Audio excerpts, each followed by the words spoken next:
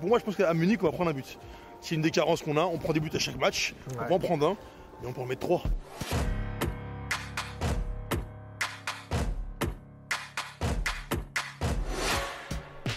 J-1 avant le grand Bayern Munich, Paris Saint-Germain, 8e de finale, retour de la Ligue des Champions. On est ici devant le Parc des Princes avec Miloud, PSG Community. Tout va bien, la pression monte? Salut Thibaut, salut tout le monde. J-1, Thibaut, on aime trop ça. C'est trop ça monte doucement. C'est énorme. Alors avant de commencer et de vous donner 5 raisons d'espérer pour le PSG de mettre un prono sur une victoire de ce club français en Europe, on soutient tous les clubs français en Europe ici avec teamfootball.fr. Miloud, Neymar, fin de saison, un petit mot quand même là-dessus. Ils choisissent de l'opérer, une bonne fois pour toutes, j'ai envie de dire. Toi, tu penses que c'est encore une fois la bonne solution et que Neymar va revenir enfin libéré avec le PSG? Tu restes confiant ou pas? Ou c'est la fin de l'histoire? Non, c'est pas fini. C'est pas fini, je reste dans le train Thibaut, je reste dans le train.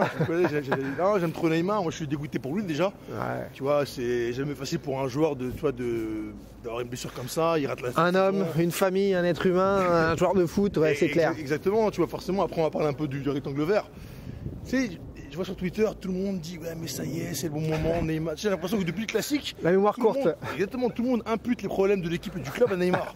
Calmez-vous, doucement. Non mais pour le coup c'est un créatif. Ouais. Pour moi c'était le seul créatif avec Marco et puis aussi Messi. Et tu vois, il y a plusieurs matchs, quand même, il sort du pétrin, il fait des gros matchs. Pour moi c'est aussi la meilleure rampe de lancement pour Kylian. Tu vois, ils ont une connexion naturelle dans le jeu, ils se trouvent les yeux fermés. Sur la saison, il est en double-double, passe décisive et but. C'est pas rien quand même. Et les gens, non, après c'est vrai qu'il est, voilà, effectivement, il faut être objectif, il est très souvent blessé, tu vois, par rapport à ça, effectivement, on en a un peu marre. Vrai problème de gestion. C'est pas de sa faute aussi, tu vois. Mais... Qui n'est pas que de sa faute. Exactement. Et quand on se pète la cheville, c'est pas que parce que tu sors ou que tu danses. Exactement. Il y a quelque chose à rééquilibrer quand même. Exactement, peut-être aussi les choses qu'on ne sait pas, tu vois, par rapport à la gestion de sa blessure. Après le mondial, on sent qu'il est un petit peu forcé, il n'a jamais vraiment réellement récupéré, tu vois. Je pense que c'est un tout, mais lui imputer tous les problèmes, s'il vous plaît les gars. Le Paris Saint-Germain n'a pas eu de problème dans le jeu en début de saison, même maintenant depuis quelques semaines, par la faute de Neymar. Ouais. Tu vois. Il y avait des déséquilibres au niveau de l'effectif. Merci Thibaut, au milieu c'était compliqué, derrière en défense on avait du mal, Marquinhos c'était pas dedans, Ramos c'était compliqué, là ça va beaucoup mieux. Et puis sur les 3 de devant, il n'y avait pas ce profil d'attaquant qui défend, d'attaquant qui court pour les autres. Merci. Donc c'est pas de la faute de Neymar si l'effectif est un peu bancal. Exactement, et, voilà. lui faisait ce travail-là. Je sais pas si tu vois, il avait le pressing, il avait le diapason, il rechignait pas à faire l'effort défensif. Non, franchement, moi j'y crois, je reste dans le train. Ney, rétablis-toi bien. Je serai toujours là pour te soutenir. Autre sujet avant de commencer, 5 raisons d'espérer pour le match dont je voulais parler avec toi, absolument, parce que tu représentes PSG Community, tu suis les joueurs, tu es auprès du club, non-stop, tu fais un boulot formidable. Mais donc, l'armée numérique, l'enquête de Mediapart sur le PSG, le lobbying via les réseaux sociaux organisé, ce qui me choque moyennement, tant ce n'est plus nouveau, on l'a vu sur la vente OM, on l'a vu pour la Super League. Est-ce que toi, en tant que média PSG, tu te poses des questions là-dessus et tu es influencé, tu refuses de dire du mal du club? Écoute, c'est une très bonne question, je vais te répondre vraiment en toute transparence. Hein. Si je faisais partie de l'armée numérique, etc., je l'aurais dit haut et fort, il n'y a pas de souci. Moi, j'y crois pas du tout à cette phase d'armée numérique-là. Et objectivement, c'est exagéré.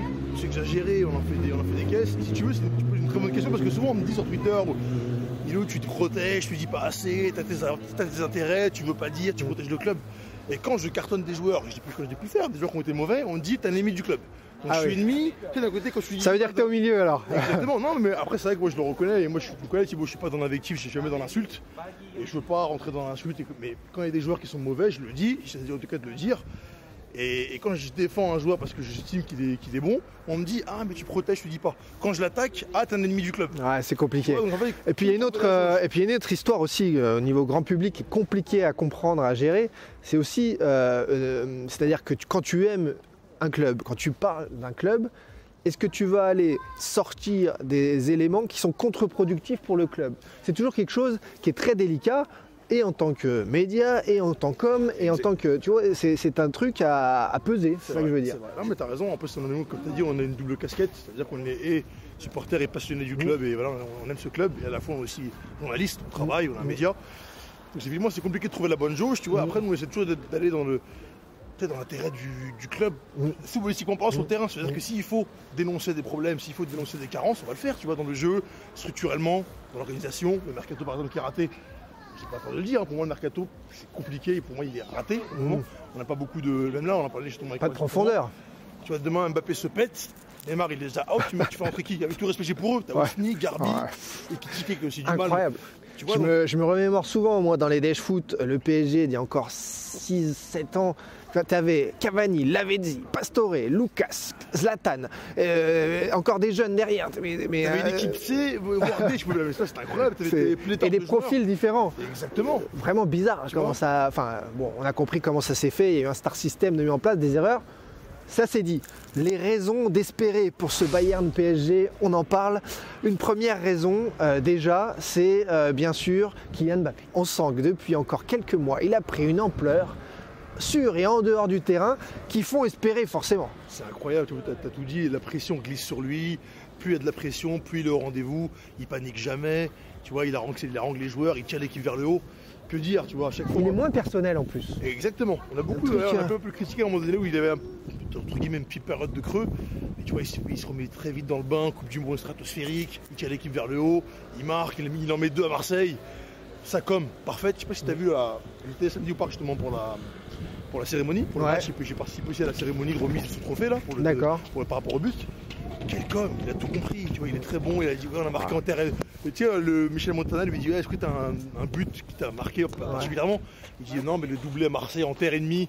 Tu sais, la com est parfaite. Il sait faire. Est-ce qu'à 3 jours du Bayern, c'était pas un peu too much cette cérémonie, vu de l'intérieur? Je pense pas, Thibaut, je pense pas. Fallait le faire. Ouais, fallait le faire. Effectivement, t'en as qui aurait pu. Ça s'entend, on aurait pu dire oui, attendons le Bayern avant de la faire, mais à la fois, c'est dans le momentum. C'est maintenant, c'est à la maison. T'es obligé de le faire maintenant. Mbappé, on en parle. Moi, ça me fait penser Mbappé dans ce que je vois sur certains gestes, sur certaines dribbles, à monsieur Mr. George. Weah qui 94-95 de mémoire avait marqué un but dans les dernières minutes à Munich, et c'est la deuxième raison qui me fait dire Paris est capable de ce type d'exploit. Paris sait faire, Paris a dans son ADN des grandes défaites mais aussi de terribles exploits. Donc à Munich mercredi soir, il n'y a pas à avoir peur. Non, du tout, je te rejoins. Et tu vois, j'avais aussi beaucoup pointé du doigt les carences mentales de l'équipe il y a quelques années. Où tu vois, dès qu'on avait des 2 buts d'avance, 3 buts, on en prenait un, on se liquéfiait, on commençait à paniquer. Jurisprudence remontada, jurisprudence Madrid. Et là, justement, je trouve que des joueurs comme Kylian nous ont guéri de ça. J'ai l'impression que maintenant, il y a beaucoup plus de. Mentalement, il y a beaucoup plus de mental, il y a beaucoup plus de ressources mentales. D'accord. On panique beaucoup moins. Et rien que pour ça, si tu veux, ça me fait dire que. Parce que pour moi, je pense qu'à Munich, on va prendre un but. C'est une des carences qu'on a, on prend des buts à chaque match, on va en prendre un. Mais on peut en mettre 3. Et j'y crois. Et j'ai l'impression que l'équipe, même Marquinhos là-dessus, a beaucoup progressé. Des mecs comme Ramos qui insufflent cette grinta, ce leadership. Et des mecs comme Mbappé qui tire vers le haut. J'y crois. Mentalement, ça va beaucoup mieux. Justement, troisième raison qui me fait espérer pour le Paris Saint-Germain, c'est de dire que Paris s'est gagné au fil des semaines, au fil des mois. D'abord, un Ramos leader dès le début de la saison. Ensuite, un Danilo au diapason. Ensuite, un Ruiz qui, j'ai vu ses qualités dès le départ à Naples, mais aujourd'hui, je le vois encore plus à Paris sur les derniers matchs. Paris a enfin une équipe avec des joueurs à leur niveau. Exactement, ça va beaucoup mieux, tu vois. On a pu un peu pointer du doigt leur performance au début de saison, même si Vitinha est l'un des seuls qui avait tout de suite mis d'accord tout le monde, tu vois. Il est arrivé, il a fait des prestations incroyables. Après, il était un petit peu dans le creux de la vague. Et ça, c'est là où Twitter, les gens me tuent, tu vois, parce qu'il y a des retournements de veste. J'aime trop cette expression-là. Je vous lâcherai pas, les gars. Forcément, il faut être bon à chaque match. Non, mais c'est vrai que c'est pareil, je comprends, il y a une exigence, il y a beaucoup de pression, il faut répondre à ça, tu vois. Moi, j'y crois. Ruiz, pareil, je reste dans le train. C'est un mec qui, je pense, dans les matchs comme en LDC, il va falloir un peu temporiser, ralentir le rythme. Il va être super intéressant. Très précieux, tu vois. Très précieux. Il est aussi qui a un truc techniquement, il a le côté pelota, le côté ballon qu'on aime, tu vois. Et il galope pour les autres en plus. Exactement. Par contre, les gars, là où je vous rejoins pas, c'est un petit taquet, commencez pas à dire que Neymar a commencé un peu à les terroriser, les recrues, et que là, ça va mieux depuis qu'il est pas là. Ah ouais, cette histoire. C'est très faux. Doucement, s'il vous plaît, doucement. C'est juste qu'il leur fallait un temps d'adaptation. Il fallait qu'il et il y a aussi, on le disait avec Zlatan à l'époque, qui terrorisait certains, c'est l'exigence du très haut niveau. Benzema, ça a été dit à Madrid aussi, qui terrorisait Vinicius au début. On a vu que Vinicius, ça ne l'a pas empêché de devenir bon. Donc encore une fois là-dessus, c'est assez marrant d'imputer des choses sur des moments plus de vestiaire qu'on ne vit pas, mais dans lesquels on s'imagine une vie. Quatrième aussi raison d'entrevoir une qualif. Moi, depuis quelques jours, je le dis, plus je vois jouer Paris, plus je me dis que ça va être difficile. Mais alors, plus je vois jouer le Bayern de Munich, plus je me dis que Paris va se qualifier. Voilà.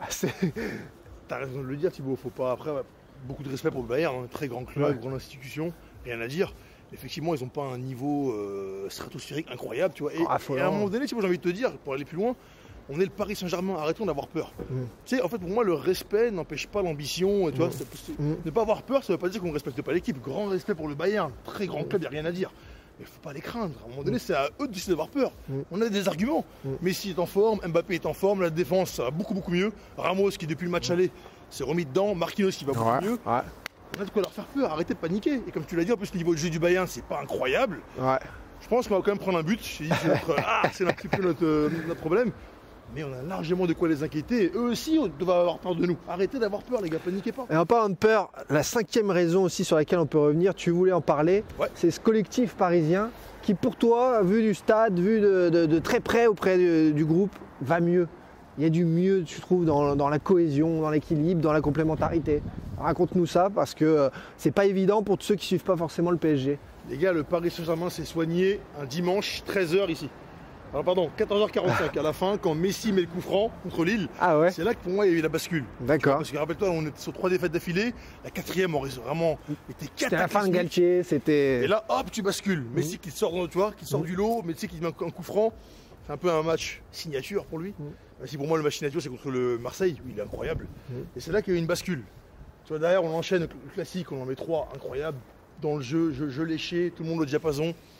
Ça a basculé les gars dimanche. C'est pour ça, soyez confiants, n'ayez pas peur. N'ayez pas peur. Après, si on perd, vous me connaissez, je vais assumer, pas de problème. On n'en parlera pas les gars. On y croit, ça va mieux. Le PSG a été guéri par Lionel Messi, Mbappé aussi, ici, à la 88e minute contre Lille. Prono, Miloud? Prono, on gagne 3-1. Allez, ben, on est avec toi et surtout il faut qu'il reste encore des clubs français en Europe. L'indice UEFA, on a besoin. Merci d'avoir suivi tout ce contenu les amis. Merci pour votre petit commentaire, votre partage, votre like comme d'habitude. Foncez voir PSG Community sur les réseaux. Ils sont présents partout, beaucoup de contenu PSG bien sûr. On aura l'occasion de se reparler avec grand plaisir avec Miloud, bien sûr, et on espère pour parler Europe avec le PSG. Allez, à demain midi aussi, également dans le Dash Foot, midi et demi, 14h pour parler ballon ensemble. Bye bye. Ciao les types.